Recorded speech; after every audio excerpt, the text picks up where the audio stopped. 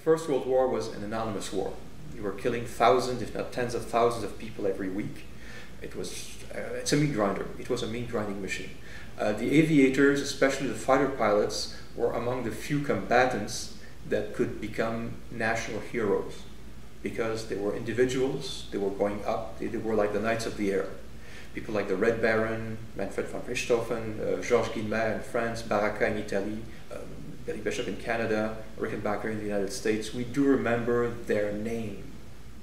Whereas the average observation pilot is completely unknown. The average infantryman is completely unknown also, unless they won medals for bravery. We tend to forget the observation crews, even though they were the ones who were making the important work.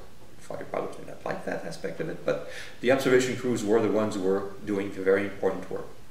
The fighter pilots were either protecting them, like their own observation crews, or trying to destroy the enemy's observation crews. But it's all, to a large extent, rotated. It all turned around the observation airplanes.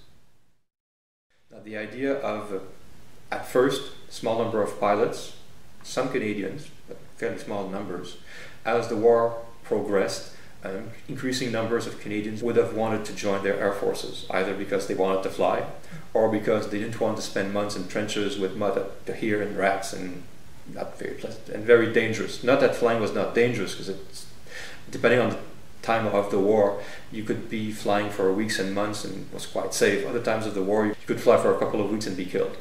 So the life expectancy of pilots at certain periods, in certain places, was quite low. So it could be equally dangerous, if not more dangerous, than life as an infantryman.